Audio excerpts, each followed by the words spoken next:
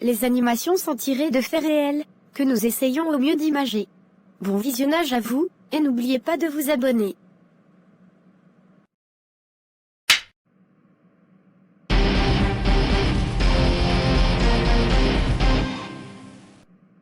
Sœur Mélissa, bonjour. Bonjour maman Adassa. Alors, comme je l'ai annoncé aujourd'hui à nos internautes, tu vas nous faire un court témoignage de ta conversion. C'est bien ça? Oui, c'est bien ça. Mais dis-moi, sans indiscrétion, ton apparence a bien changé. Tu n'es pas voilée? Et aussi j'ai senti une odeur de parfum sur toi tout à l'heure. Qu'est-ce qui s'est passé? Oui maman Adassa. Cela fait partie aussi de mon témoignage. Le Seigneur m'a vraiment sorti de très loin. Pour faire court, je me suis converti il y a de cela plusieurs années. Enfin, je pensais être converti. En réalité, j'avais adhéré plutôt à un mouvement de chrétiens. Mais je n'avais pas encore rencontré réellement Yeshua Mashiach, Jésus-Christ notre Sauveur et notre Dieu. Je condamnais les hommes et les femmes qui se parfumaient, qui se pommadaient, qui portaient des bijoux, et même ceux qui se lavaient avec du savon. Mais j'étais encore plus sévère avec les femmes. Surtout celles qui portaient des pantalons ou qui ne portaient pas le voile. Le Seigneur s'est encore révélé à moi cette nuit. Et il était très en colère. Il m'a dit que beaucoup de chrétiens refusent de se dépouiller et continuent à se pommader, à se laver avec du savon, à se parfumer. Et les femmes continuent à porter des pantalons, des chemises, des baskets, des robes à motifs. Tout ça vient du diable. Et tous ceux qui sont dans ce cas, rateront l'enlèvement. Et du coup, il s'est passé quoi par la suite? Par la suite, le Seigneur a commencé à m'interpeller au travers d'une sœur, que je dominais beaucoup aussi. Elle avait même failli perdre son mari à cause de moi.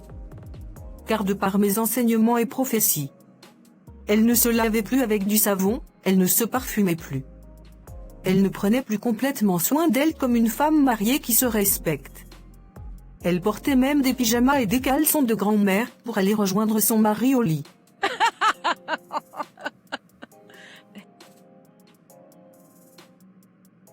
Ah oui, maman Adassa. Tu peux rire, hein. Mais le Seigneur est tellement bon. Il s'est révélé à cette sœur, et il a sauvé son mariage. Je l'inviterai un jour à venir témoigner aussi. Ma sœur Sarah, je te passe le bonjour depuis ta position. Oui ma sœur, nous te saluons. Donc je disais que le Seigneur m'a interpellé sur le fait que toutes les révélations que je recevais concernant cet évangile du dépouillement venaient que de mes soi-disant songes, basés sur 2 ou 3 versets bibliques sortis de leur contexte. Comment ça? Je pensais que le Seigneur me parlait, alors qu'un autre esprit m'influençait. Je pensais qu'on devait atteindre le Seigneur par nos propres moyens, par cet évangile du dépouillement. Alors que le livre de Jean 6 au verset 44 nous dit « Nul ne peut venir à moi, si le Père qui m'a envoyé ne l'attire, et je le ressusciterai au dernier jour. » Et par là j'ai compris qu'aucun être humain n'impressionne le Seigneur, avec ses révélations ou avec ses efforts personnels. Mais ce que Dieu veut, c'est que nous laissions son esprit nous convaincre de péché et nous conduire dans sa justice. Il nous révèle les véritables failles et faiblesses dans nos vies, pour que nous dominions sur elles, et que nous marchions dans la sainteté. Et le fait de se laver avec du savon, ou de mettre du parfum, n'a rien à voir avec la sanctification. Donc tu veux dire par là que tous les frères et sœurs, qui témoignent sans cesse sur YouTube, que Dieu leur révèle des choses sur l'évangile du dépouillement, sont dans l'égarement? Vraiment je bénis le Seigneur pour la vie de Mélissa. Et dire que mon foyer a failli se briser à cause de son évangile. Sarah, viens voir un peu ta copine qui passe à la télé. Sarah? Mais qu'est-ce qu'il a crié mon nom comme ça? Oui papa Alain. J'arrive. Enfin j'attends un bébé. Alléluia. Papa Alain sera tellement heureux d'apprendre cette nouvelle. Après tant d'années de souffrance et d'opération. Tel qu'il est dit dans Psaume 113 au verset 9. Il donne une maison à celle qui était stérile, il en fait une mère joyeuse au milieu de ses enfants.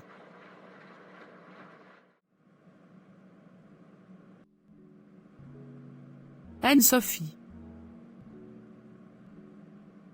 Anne-Sophie? Oui Solange. Désolé, tu disais? Je te disais juste bonjour. Oui. Bonjour. Dis-moi un peu. Ça fait 2 jours que t'es dans les vapes là. Dis-moi qu'est-ce qui ne va pas. Arf. C'est ma cousine Siratou là. Je la comprends vraiment pas. Encore cette histoire-là? Mais qu'est-ce que tu lui veux à ta cousine? Elle a réussi à se marier avec un homme monogame. Pendant que dans ma famille tous les hommes sont polygames. Et toutes les femmes sont mariées dans un foyer polygame. Et nous, on avait réussi à placer Siratou dans un foyer polygame. Mais ça n'a pas marché. Elle s'est convertie, et a donné sa vie à Christ. Et pour couronner le tout, elle a même réussi à se marier et à tomber enceinte. Personne dans ma famille n'a jamais fait ça. Elle vient là de briser une alliance, qui a été contractée depuis plusieurs générations avant nous. Et plusieurs filles dans ma famille ont pris exemple sur elle, pour vouloir se marier dans un foyer monogame maintenant. Oh! Vous les Africains, vous avez des histoires des fois. Je ne comprends pas tout. Et je ne comprends pas pourquoi vous vous compliquez la vie. Si chacun se mariait selon ses convictions, et non pas par imposition des alliances des ancêtres, tu ne penses pas que vous auriez plus de paix dans vos familles? Effectivement, tu ne comprends vraiment pas comme tu le dis. Là je te parle d'alliance spirituelle. Et en la brisant, on a affaire à des esprits qui peuvent se fâcher en bloquant nos bénédictions, et même en nous rendant stériles.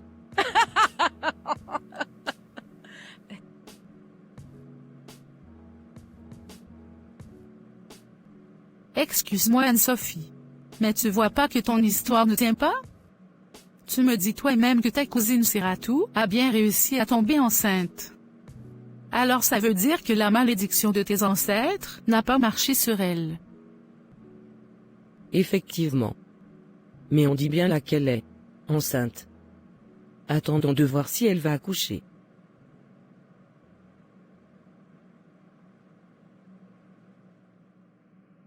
Bon ma sœur Mélissa.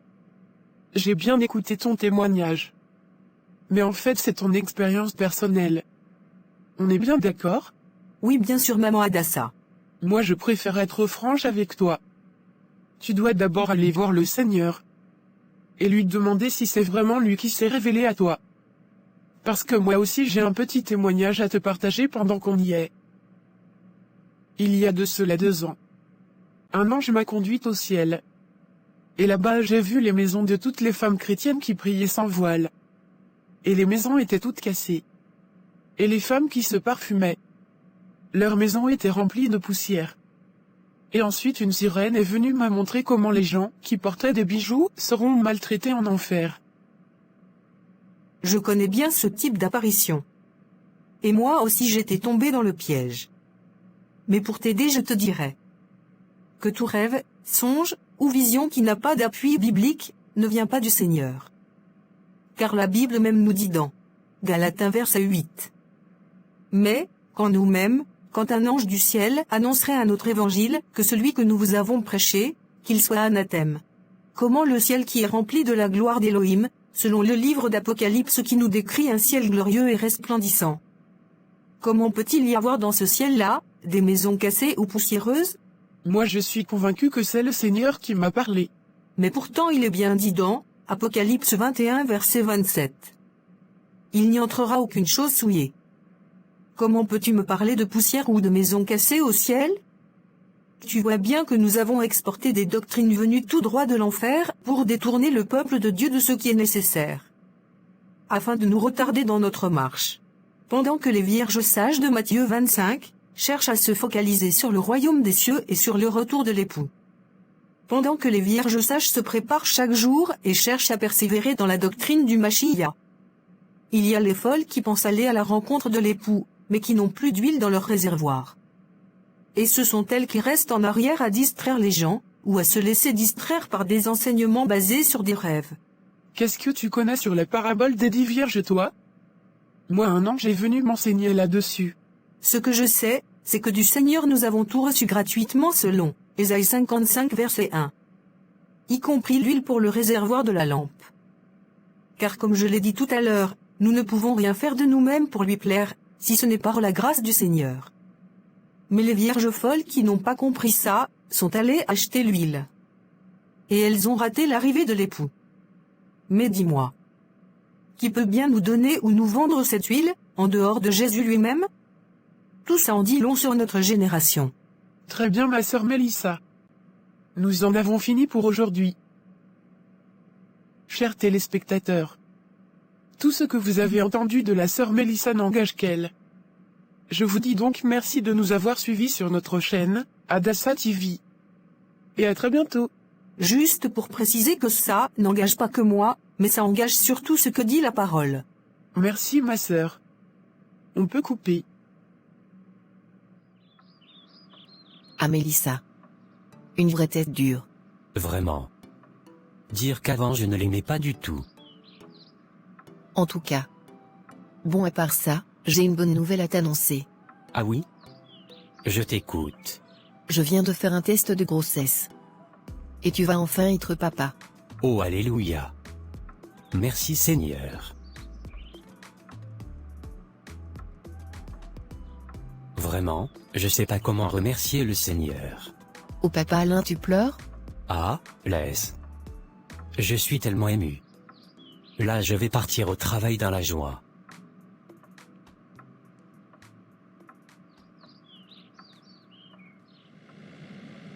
Oh Seigneur, vite Moussa. Le bébé va sortir. Oui, du calme Siratou. Le Seigneur est au contrôle. Reste en prière. Oui mal, fais vite s'il te plaît. Oui, on y est bientôt. Tu me stresses aussi. Toi aussi le vent roule vite.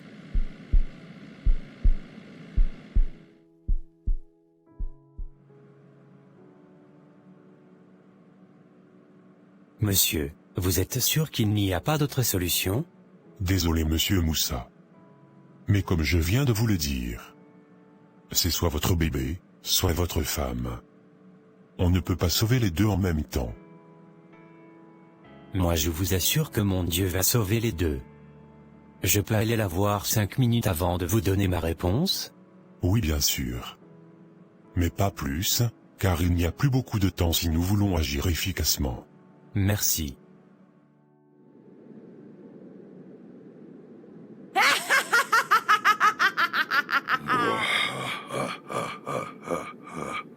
Seigneur Jésus. Oh Jésus.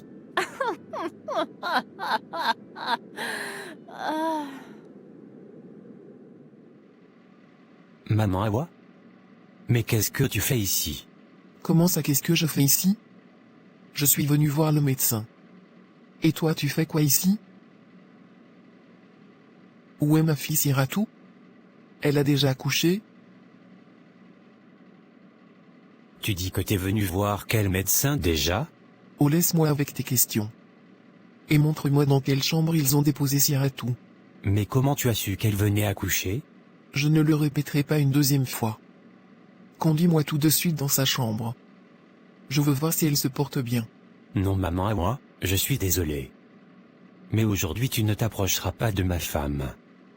Je suis au courant de toutes vos manigances et sorcelleries. Mais sache que nous avons la victoire. Au nom de Jésus.